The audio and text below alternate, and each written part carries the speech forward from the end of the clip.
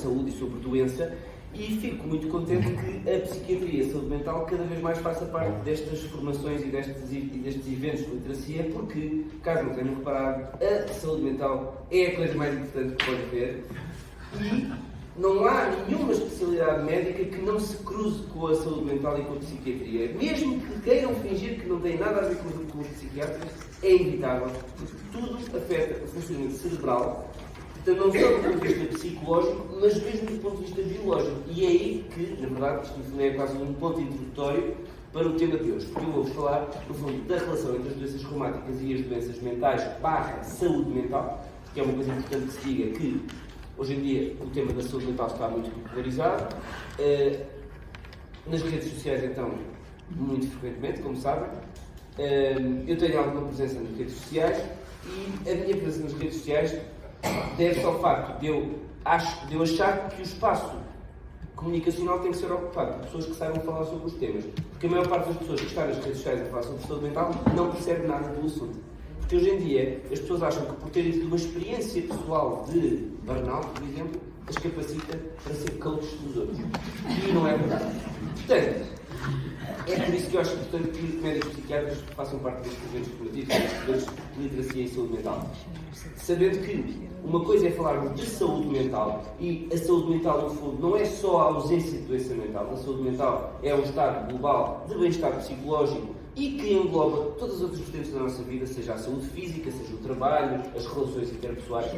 E a ausência de saúde mental não é necessariamente doença, mas em algumas circunstâncias surge doença mental. E é importante distinguir estas duas circunstâncias, porque também na comunicação em saúde muitas vezes há esta digamos, definição indiscriminada de saúde mental e doença mental, da ausência de doença mental, como se fosse a mesma coisa. Ou seja, vamos todos ter um estilo de vida saudável, vamos comer bem, vamos comer as panquecas com chia e vamos meditar e, portanto, nada de mal nos vai acontecer. Não vamos ficar doentes mentalmente. E isto não é verdade. Podemos ficar doentes na mesma, até porque há mecanismos biológicos subjacentes às doenças mentais que são, na verdade, comuns às doenças reumáticas, como vamos ver a seguir, que fazem com que, mesmo que nós tenhamos um estilo de vida espetacular, super saudável e super regrado, podemos adoecer na mesma. Portanto, é importante perceber que, nesse momento, é necessário tratamento. Não basta apenas mudança de estilo de vida. Portanto, quando uma pessoa inicia um quadro de doença, por exemplo, depressão, a depressão não se trata só com mudanças comportamentais. Tem que se ter tratamento. O que é diferente de eu tenho uma fase da minha vida menos boa e estou transitoriamente triste, mas apesar de tudo, mantenho-me funcional, etc, etc. Portanto, depois, obviamente, é um tema muito vasto e depois vou deixar a abertura para as perguntas, porque não vou estar aqui a dar detalhes exaustivos do diagnóstico de cada uma das doenças mentais. Mas já agora aproveito para dizer que a Arcisete deu 1 hora para falar, que eu acho um exagero. É o tempo que precisa. Eu não pretendo falar tanto tempo, até porque me interessa, sobretudo, ir ao encontro das vossas dúvidas e, portanto, falarei, eu espero, menos que 1 hora. Eu digo eu espero, porque eu espero ter noção do tempo e, bem vistas as coisas, sou eu capaz de falar 1 hora. Mas espero que não, porque a minha ideia é dar-vos uma introdução com alguns tópicos sobre o assunto para suscitar as vossas dúvidas e aí depois responder. Pronto, de qualquer forma, como todo este tempo é limitado, estão ali os meus contactos e as minhas redes para o caso de futuramente precisarem de novas informações ou de me contactarem no futuro. Então, para começar, obviamente o tópico de doenças reumáticas é ele próprio muito amplo, não é? E diferentes doenças reumatológicas podem ter diferentes impactos na saúde mental. Mas sabemos que, de uma maneira geral, a prevalência das doenças mentais é mais alta nas pessoas com doença reumatológica do que na população geral. Isso nós sabemos. Mas dentro das doenças mentais, nós temos fundamentalmente 2 grupos de doenças. As doenças mentais comuns, que são as mais frequentes e que incluem a depressão e as perturbações da ansiedade. E depois temos as doenças mentais menos comuns, mas mais graves, como é o caso da esquizofrenia ou da doença bipolar, e nessas não há um aumento do risco. Porquê? Porque os mecanismos etiológicos da doença mental comum, depressão e ansiedade, são diferentes dos outros. Enquanto que na doença bipolar, por exemplo, ou na esquizofrenia, a carga genética é cerca de 80%, 90%, portanto é praticamente tudo hereditário, embora depois haja alguns fatores ao nível do desenvolvimento, do neurodesenvolvimento, como é que foi a gravidez, que possam aumentar ou minorar o risco. Na depressão e na ansiedade não é assim. Na depressão e na ansiedade há uma carga genética que representa cerca de 40% a 50%. Isto quer dizer que 50% a 60% são fatores ambientais. E por fatores ambientais inclui-se o stress psicológico. E é por isso que nós sabemos que, de facto, quem vive em stress psicológico crónico tem mais risco de desenvolver depressão e ansiedade, mas inclui também o stress biológico, como sendo o padrão dietético, os estilos de vida, ainda há pouco estiveram a falar sobre o sono, não é? Sonos desregulados, padrões de sono patológicos e a existência de doenças médicas, físicas, que alterem a química corporal e que necessariamente a química corporal vai alterar a química cerebral e quando a química cerebral se altera, então a doença surge. Portanto, na depressão e na ansiedade, nos tais 50% a 60% de fatores ambientais, tudo contribui, incluindo a doença médica, na qual se inclui a doença reumatológica. Dito isto, apresento-vos aqui só 2 ou 3 estudos só para dar alguns deles sobre como realmente a doença reumatológica aumenta muito a probabilidade de ter uma doença mental, em particular do grupo das doenças mentais comuns, perturbações depressivas e perturbações ansiosas. Este é o panorama da doença, da depressão da população geral. Ou seja, a prevalência de depressão na população estima-se ser à volta dos 5%. Aqui neste último estudo da OMS em 2015 era 4,4%, o que já agora tinha representado uma subida de quase 20% relativamente ao estudo anterior, o que significa que a prevalência de doenças como a depressão está a aumentar. Já agora, coincidência ou não, e eu sublinho, não é coincidência, a prevalência da doença autoimune também está a aumentar. E há, obviamente, aqui uma correlação, porque os mecanismos etiológicos são comuns. E tem muito a ver com estilos de vida, estilos alimentares, etc., que, claro, vão despolutar. Eu só há pouco tempo é que descobri que não se dizia despolutar, sabia? Mas diz despolutar. É explotar, sabiam isto?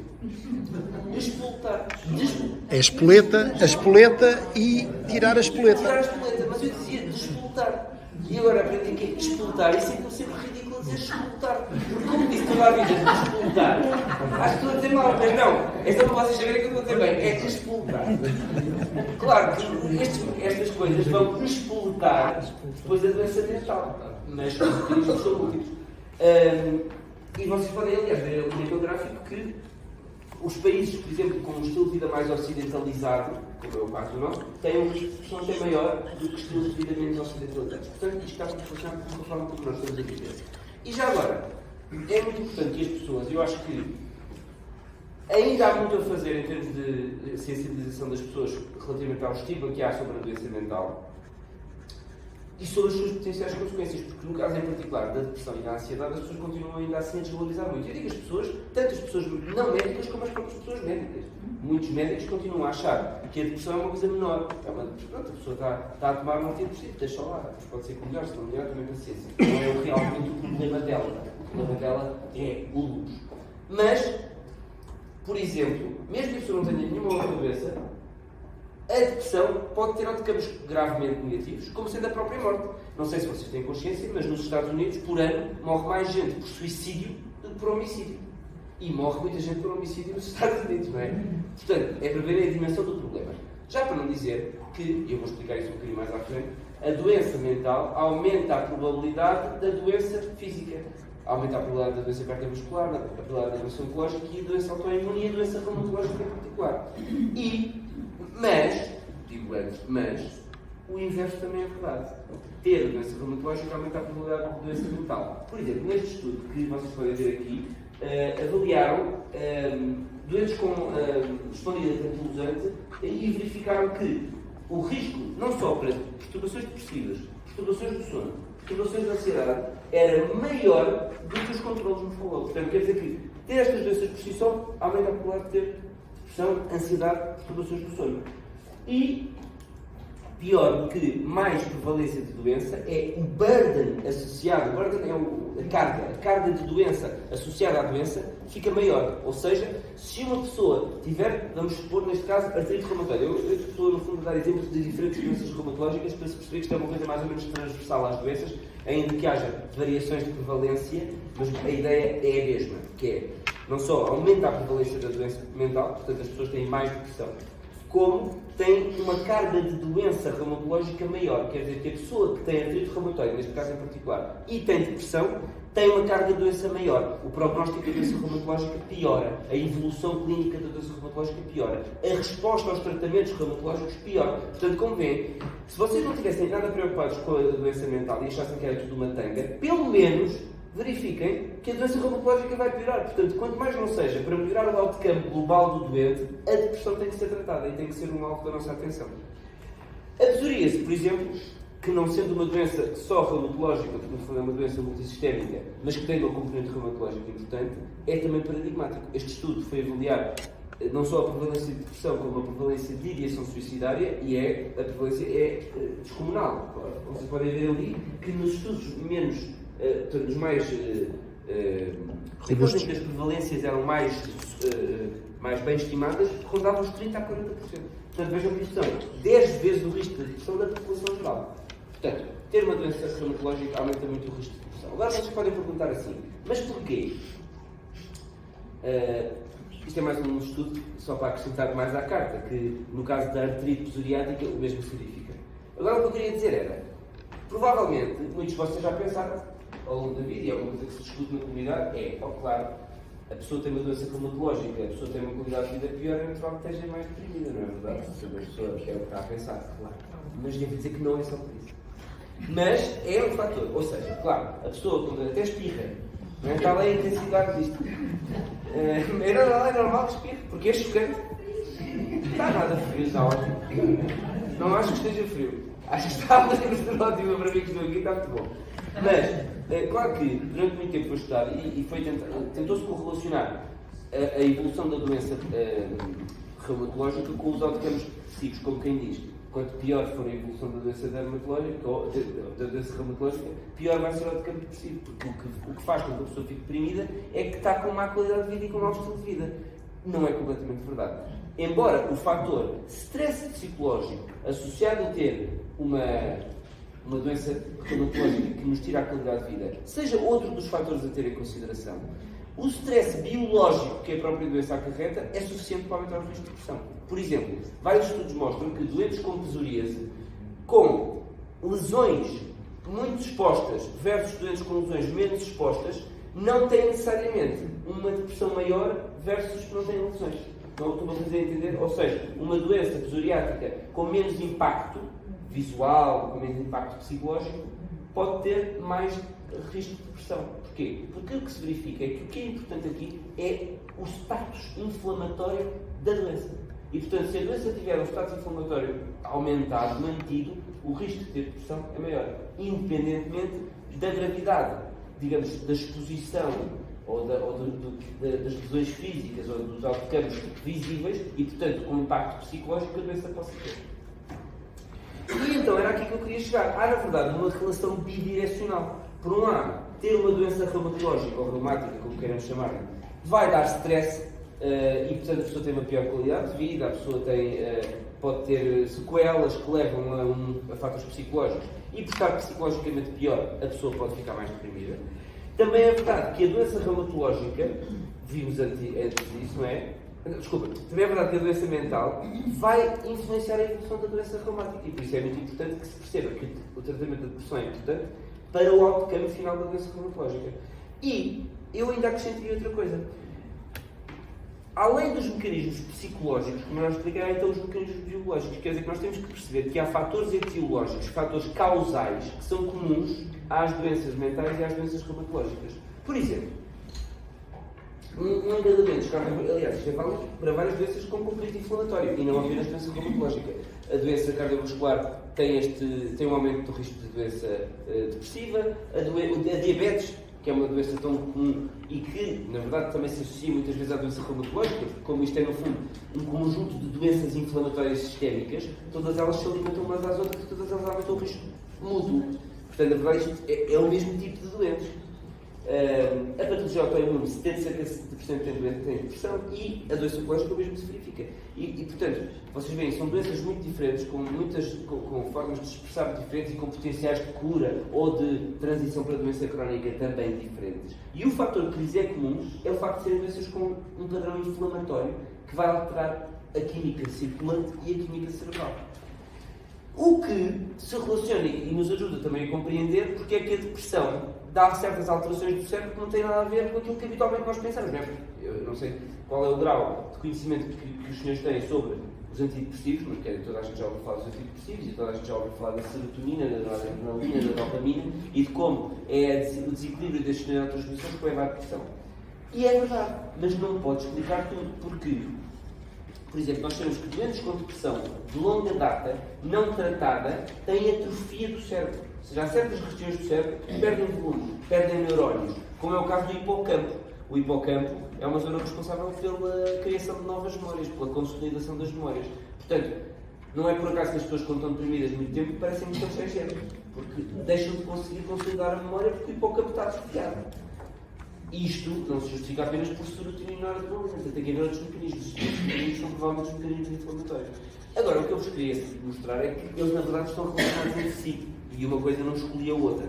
Já agora, uma palavra de esperança é que tudo isto é reversível com o tratamento antidepressivo. Portanto, se o vosso hipocampo estiver atrofiado, nada temam, é só ir ao psiquiatra. O psiquiatra trata a depressão e o vosso hipocampo não para nada. Olha, e pronto, ficamos aí, não estou a ver. Por outro lado, há aqui uma outra coisa que é muito interessante, que é, nós estamos aqui a ver que há dados da depressão que nos mostram que não pode ser só serotonina ou noradrenalina. Não é? E temos alterações no cérebro das pessoas deprimidas que têm que ter outra explicação, nomeadamente a tal inflamação. Mas também temos dados, mesmo, vamos dizer assim, que nos permitem chegar à conclusão do mecanismo causal através do interferão. Eu não sei se... Bem, os médicos que não sabem certamente o que é o interferão, claro, mas para quem não sabe o que é o interferão era uma molécula que era utilizada para o tratamento da hepatite C, antigamente, quando não havia estes tratamentos modernos. E era eficaz para tratar a hepatite C. Só que o interferão é uma molécula inflamatória. E quando se dava interferão, a maior parte dos doentes deprimia. Portanto, havia uma relação direta entre dar inflamação e a pessoa deprimir. E até era engraçado porque normalmente as pessoas que tratavam a hepatite C mandavam o doente ao psiquiatra a perguntar: olha, é seguro, posso dar interferão a este? Porque qual é o risco de deprimir? Será que é seguro e tal? Porque de facto havia muito esta correlação. E é engraçado também verificar que quando se dava este interferão às pessoas, o quadro clínico psiquiátrico, digamos assim, desenvolvia-se em duas fases. Numa primeira fase, portanto, a pessoa começava a ficar cansada, quebrada, sem energia, mais parada, mais isolada, mais retraída socialmente. E só ao fim de 4 a 6 semanas é que se começava a verificar a vontade de chorar, as alterações cognitivas e os sintomas de ansiedade e de ação suicidária. Porquê? Já vos explico porquê, mas queria chamar-vos a atenção de que esta primeira fase de falta de energia, falta de prazer, falta de interesse e retraimento social, todos nós já sentimos mesmo que não tínhamos estado deprimidos. Basta estar infectado por qualquer coisa, uma infecção urinária, uma gripe, nós estamos assim, não é? Uma gripe gera-nos um estado de mal-estar, estamos em baixo, estamos retraídos e depois a gripe passa e a pessoa fica boa. O que é que a gripe e qualquer infecção faz? Faz inflamação. Nós estamos com um estado inflamatório e, portanto, o que é que acontece? O nosso corpo, essa inflamação que está no corpo, vai para o cérebro e diz assim: olha, estás com gripe, tens um vírus a circular, guarda a tua energia para matar o vírus, ou para debelar a tua ferida, ou o que quer que seja. Portanto, vais estar quieto, vais estar isolado socialmente, não tens de estar a interagir, tens de guardar energia para recuperar. Ok, e a pessoa não faz isto porque quer, faz isto porque o cérebro recebeu esse sinal inflamatório. Agora, e pronto, sou melhor. Agora, o problema é que quando esta inflamação se mantém, que era o que se fazia com o interferão, nós estávamos a dar uma inflamação e não a retirávamos. Isso já leva a alterações cerebrais crónicas. E depois o quadro clínico torna-se independente do fator que a gerou. E aí então surgia o quadro depressivo. Choro, vontade de morrer, que já não é uma coisa que a pessoa habitualmente sinta quando está com gripe. Portanto, há aqui importante esta explicação de que a inflamação do cérebro dá umas coisas numa fase inicial e, se mantido, dá outras coisas que já não são mais compatíveis com o quadro de depressão. Certo? E isto ajuda-nos também a perceber que, ou ajuda-nos no fundo, a explicar, ou é importante também salientar que, de facto, há já muitos dados que mostram que um doente com depressão, mesmo que ele não tenha nenhuma doença reumatológica ou qualquer outra doença inflamatória, há um estado inflamatório alterado. Portanto, a própria depressão tem um estado inflamatório alterado. Isso pode não fazer grande sentido, mas eu já vou explicar que faz e porquê é que faz. Então, isto só para vos dizer que a depressão deve ser encarada como outra das doenças, neste grupo das doenças com um caráter inflamatório e nas quais as reumatológicas estão no top, não é? Porque elas interagem entre si e dão origem umas às outras e agravam ou melhoram os prognósticos mutuamente. E por isso é que é tão importante não encarar a depressão como só, ok, claro, a pessoa está doente, é normal que esteja triste. Não. Se a pessoa tem depressão, tem que se tratar a depressão, porque isso vai influenciar a evolução depois da outra doença. Ora, aqui está. Quando tratamos a depressão com o inibidor da recaptação da serotonina, que são aqueles medicamentos mais conhecidos, a sertralina, a fluoxetina, a paroxetina, nós temos uma reversão dos mediadores inflamatórios. Portanto, os próprios mediadores inflamatórios melhoram com o tratamento antidepressivo. Agora, o que talvez me pareça estranho no meio disto tudo é como é que o stress psicológico entra aqui, não é? Portanto, já percebemos que a depressão resulta também do stress ambiental, do stress psicológico, mas o que é que isto tem a ver com a inflamação e o que é que isto tem a ver com as moléculas do cérebro e a serotonina e a dopamina e a noradrenalina? É interessante ver que o próprio stress psicológico gera inflamação. Portanto, nós sabemos, há vários estudos que mostram que quando submetemos alguém a um paradigma experimental de stress, portanto, a pessoa, imaginemos que punhamos a Arzizete a cantar nos ídolos, que eu tenho a certeza que ela passava pelo menos à segunda fase. Fugia logo tudo. E o júri era um júri muito crítico. A Arzizete estava com os holofotes em cima, o júri a olhar para ela, a criticá-la, ela estava em stress, certamente. Se nós fôssemos tirar sangue à Arzizete nesse momento, nós íamos observar mediadores inflamatórios. Não é? É estranho.